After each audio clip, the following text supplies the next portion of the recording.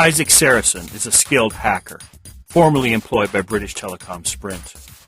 When his health failed, Isaac did the only thing he could think of. He ran. A burqa-wearing doctor known as Fatima took pity on Isaac and helped him make his way to the mysterious Star X line. At the end of all hope, they found the Star X line and the slim promise that the enigmatic beings behind the Star X could save Isaac from the implants which destroyed his life. What do you do when those who saved you have recorded everything you are? What do you do when your every action is tracked by the Keylogger? Colbyjack.net is proud to present Firmware Keylogger, the third installment of Firmware by Colbytrax.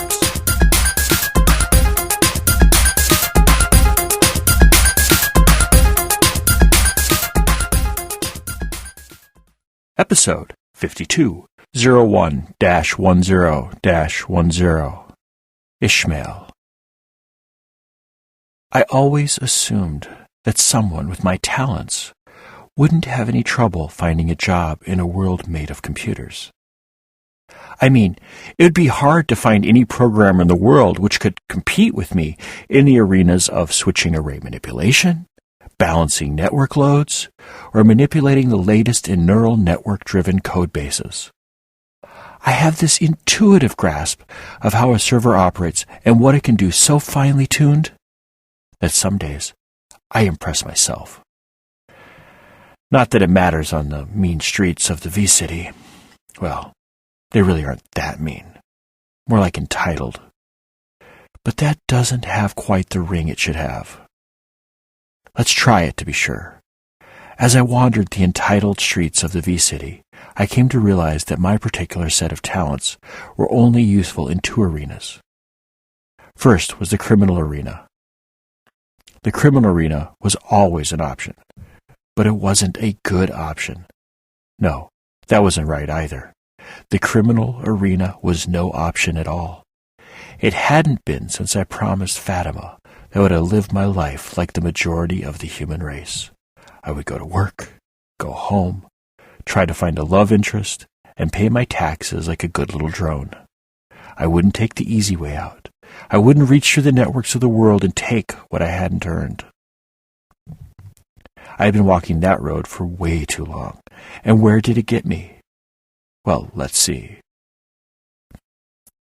My inability to hold a real job without cheating had resulted in me being drugged and set up as a sex offender by an evil Georgian mobster named Leo, who had also killed my best friend Frankie and scared me into exile. Then my brain tried to melt out of my ears in a storeroom at the back of the Amazov catfish farm, while I used my mystical computer skills to further devastate the lives of those I loved and cared for. Look at my record. I had information on where Nona was. I had the names of her grandparents on both her mother's and father's side of the family. I could very easily have given the information to either pair of grandparents or to the proper authorities as an anonymous tipster. But no, I had to get all fancy. I had to decide to release videos of her situation and wait until the last minute to notify the authorities and her grandparents in such a manner as to make it impossible for the authorities to actually use all of the fancy electronics they owned to combat crime. It wouldn't be the first time I'd made it impossible for the authorities to use their electronics to their advantage. Hell, it was my fault that there was no video evidence of Leo and David's complicity in the assault on both the BTS corporate recovery team sent to bring me back in or the death of Frankie. I had destroyed the evidence which would have damned Leo and ended his hold over my life. If I hadn't wiped the video systems for the neighborhood around Ivanova's, Leo would be in custody. Isaac Sarason would have been free to seek aid from a real doctor instead of chasing after a myth of an organization tied to a multi-millennial conspiracy to change the human race into some kind of interstellar master race called Men. And how could I forget Nona, my would-be child bride? Nona would be free to grow up with whichever relative she chose to. But that was all water under the bridge. With the war between the Samuels, Simeons, and the rest of the powers that be continuing to smolder like the infamous Centralia coal seam fire, journeying out into the city's network in search of Nona seemed like a good way to get oneself killed. No, I had promised Fatima I would stay on the straight and narrow, and this crime-free world was the world I would live in. Now that I'd firmly closed the door on the first option, the criminal option I'd become so used to, the second arena I knew they needed somewhat of my skills in was the corporate sector. Even though I hadn't been the brightest bulb on the special projects team, I had been a certified genius hacker with skills which even Murray would have a hard time turning down. I mean, who could turn down a programmer who could monitor a dozen servers at a time, manipulate code 24 hours a day if necessary, and have the ability to understand every function and even the most disparate library on an instinctual level? There were only a few silly little details blocking my way to getting a juicy corporate job. The most glaring of all was my lack of identification. Sure, I could use all of Isaac Sarason's numbers to start my life of crime-free employment, but there were probably systems set up to watch for his digits suddenly appearing in the wild. There were several parties who would be very interested in discovering Isaac Sarason's whereabouts. First, there would be the SARAR, British Telecom-Sprint's very own security, employee, retention, and recovery department. They wouldn't have forgotten the way I had attempted to socially manipulate my way into their investigation of my own disappearance. They also wouldn't be forgetting the agents which David Chikava sent to the hospital when they attempted to recover me from the apartment over Ivanova's. Hell, I didn't think they would forget the way the bouncers of the Oyster Bar beat their guy senseless even though they were packing warrants. And yet, after all that, I had reason to believe that they would be the least dangerous of the powers searching for me through Isaac's numbers. The next group of unholy bastards, which would be searching for my Isaac's sorry ass, would have to be the entire StarX project. Sure, I had no idea whether Isaac was alive or dead, but I did know that his numbers were probably being monitored for activity. My logic went like this. StarX appeared to be a large organization with a lot of different departments. There had to be a reroute a train department and a perform surgeries on a frackwit department, and probably a make sure the AIs you make don't escape department. And we saw how well that last department worked. Now, from what I know of the StarX planning systems, which isn't a lot, if an organization in the realm of legitimate business had a department for it, StarX had one as well. It didn't take a genius to realize I had been recruited as surely as if I had put out a listing on CVNet. If I had been recruited, there had to be a recruiting department, and recruiting departments meant distinguishing characteristics searches and web alerts. If they had been a company like BTS, then every time I wandered past a camera monitored by their networks, I would have had my business recorded. It was needless to say that every form of social media in existence would be scanned for my activities, as that had been happening since they invented the silly things. When I had my first meeting with Murray when I joined BTS, I knew that he knew more about my life up to my walking into his office than my parents did. And that was when my name had been just one among several hundred they had been examining. If I had been the target of recruitment, I knew that they would have tracked and monitored every person I came into direct contact with more than once in a year period. Murray would have had a file of my every move leading up to my interview. Now that I thought about it, he probably had been monitoring me and my friendship circles up to the day I disappeared. Actually, since I upset Sarar so much, there was a good chance that everyone I had talked to in the year leading up to my disappearance was still being monitored by BTS in an attempt to recover their missing talent.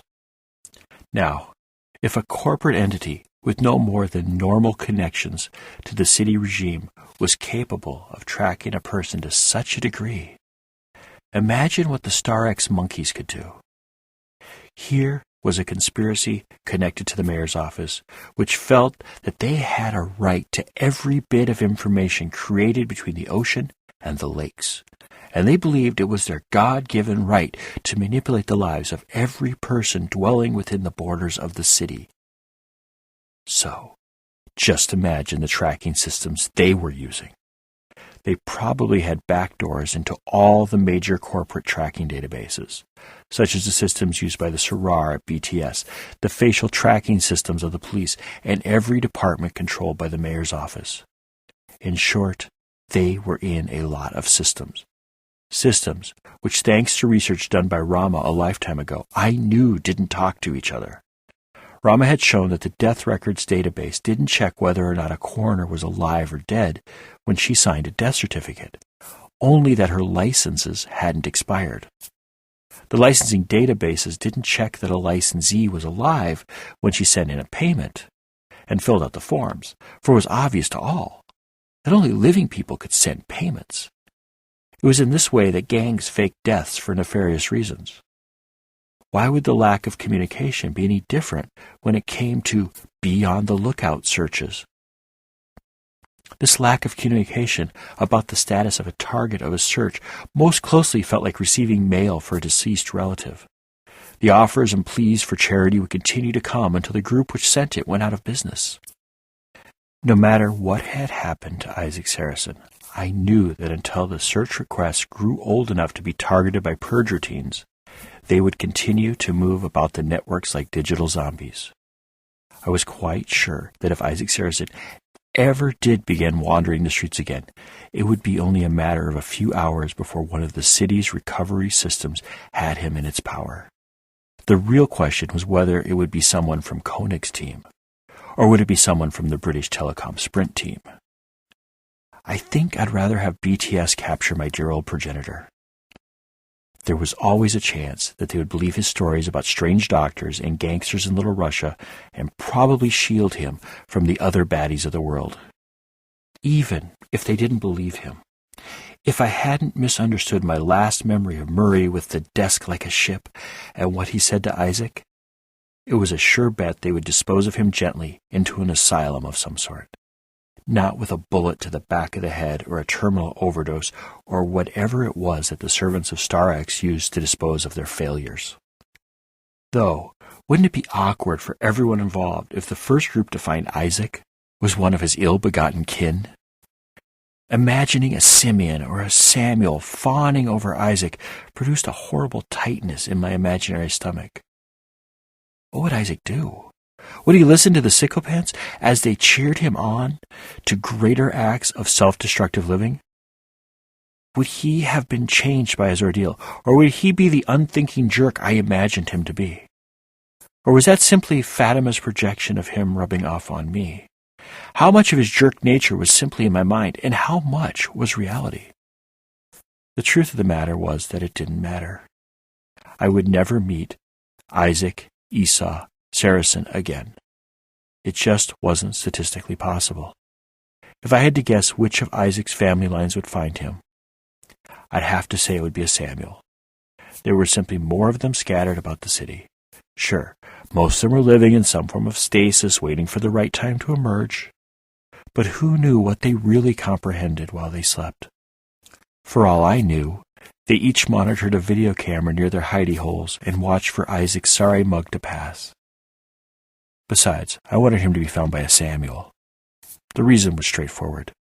Everyone knew the simians were controlled by the man. Koenig had them where he wanted them, performing all the little tasks he didn't want to do, and they would do anything to keep their easy lives. The simians would go to war to be the first to turn in Isaac when he surfaced. Now, I had no evidence to support my belief in the traitorous behavior of the simians, but from what I had been hearing in chat rooms and on message boards frequented by my brother Lines, I knew the Samuels were cowards and the simians were traitors. And oh yeah, the Ishmaels and Samuels were all dead. How we died varied in the telling. My favorite version of my death included a fire axe, a disgruntled Star-X employee whose husband and child had been slaughtered by a CMA piloted by Samuel, and an inability to tell our cabinets apart. It was a truly nasty story, and one I knew to be complete and utter rubbish. How did I know it was false? Simple. A daemon told me. I was working my way down V-City's version of the alley, called interestingly enough, The Alley. I guess they got tired of adding V's to everything.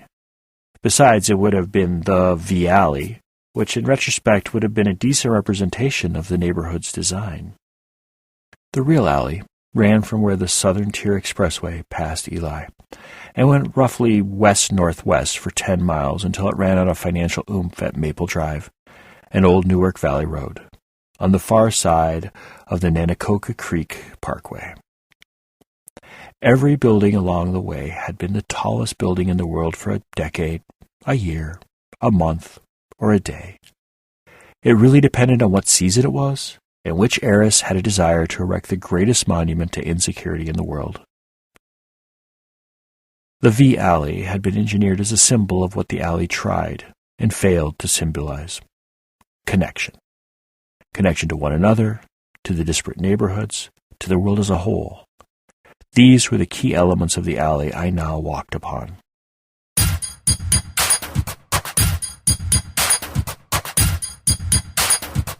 Firmware Keylogger begins where Firmware Proxy ends, which in turn followed on the heels of Firmware Hijacked. Firmware Hijacked, Proxy, and Keylogger are all available in ebook versions from our store at shop.Colbyjack.net, Amazon.com, BarnesandNoble.com, and Smashwords.com. Just search for Colbytrax. That's Colbytrax. I'm the only one. A complete audiobook version of both Firmware, Hijacked, Proxy, and soon Keylogger is available for download through our shop as well. If you don't need any stuff, but would like to support our work, drop on by Colbyjack.net and hit the pretty little donate button conveniently located on the right-hand side of the blog roll. Firmware Keylogger is released under a Creative Commons, non-commercial, attribution, share-alike license. Do what you want with it. Just don't sell it, and always tell people where it came from. If you received this from a friend and want more information about Colbyjack.net and our split personality website, just drop on over to Colbyjack.net and select either the audio or visual side.